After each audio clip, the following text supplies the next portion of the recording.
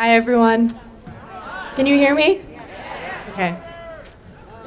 Okay, I'm gonna try. My voice is slowly dying, but we'll get there. I am here today to talk about New Mexico's place in this movement, in the March for Our Lives. I want to confront where we are as a state with firearm control so we know where we have to go.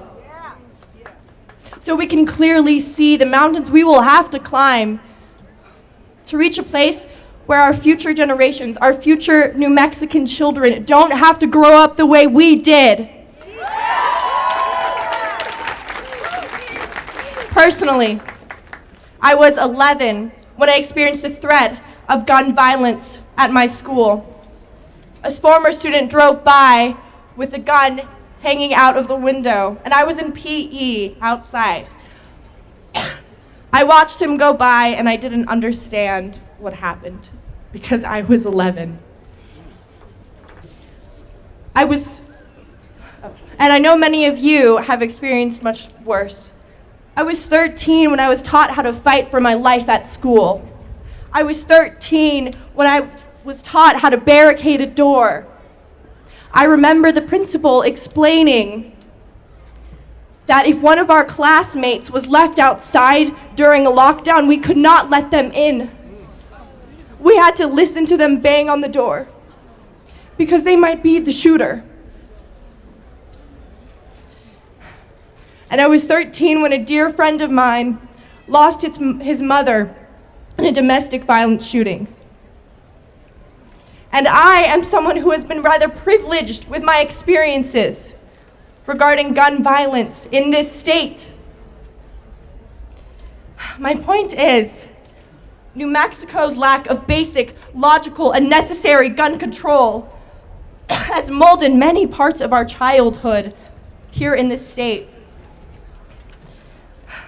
So looking out here at you, at all of us, at us, I see survivors, even at our young age. We are the kids of a state where no permit is required to purchase a handgun or a pistol. In this state, under the Extended Domain Act, it is legal to carry a concealed, loaded firearm in a vehicle anywhere. That means to schools, to federal buildings, to parks, anywhere by anyone, at any time.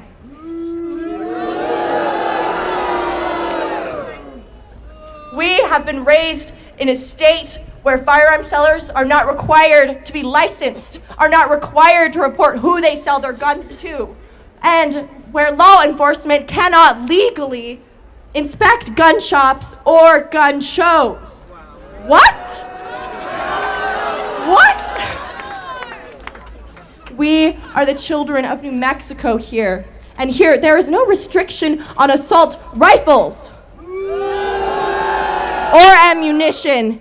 There are no legal waiting periods, no magazine bans, and we boast one of the highest firearm trafficking markets in the country. This trickles down to all of us. A study done in 2013 revealed that in New Mexico, the third leading cause of death of children ages 1 through 18 was homicide. 74% of these homicides were committed by firearm. The second leading cause of death for us is suicide. 34 of those suicides are committed with a firearm. And I know that yes, a gun without someone behind it pulling a trigger cannot commit murder, but in this state, it is disgustingly easy to obtain a firearm. It is disgustingly easy. Criminals come here to buy weapons, and then they go commit crimes in other states. We have blood on our hands, New Mexico.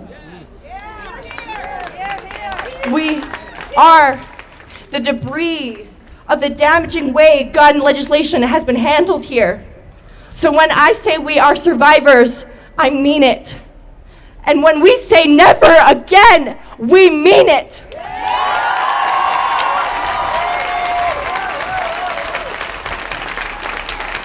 Because we have made it here today, We are the survivors. We are the fighters standing here today, standing united. But the path has been tattered with gun wounds. We stand here today, but there are gaping holes in our lives left by guns. There are people missing from us who should have had so much more time. And their memories walk with us every step of the way in this march.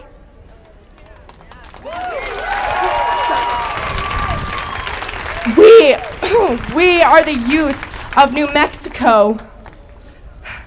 And we are not going to abandon future New Mexicans. We are not going to let them grow up at gunpoint. No more. So, for the people we've lost, we are marching for the people we've lost today and the lives we can save tomorrow. And we will continue this fight. We will sit in, we will lie down, we will march, we will vote.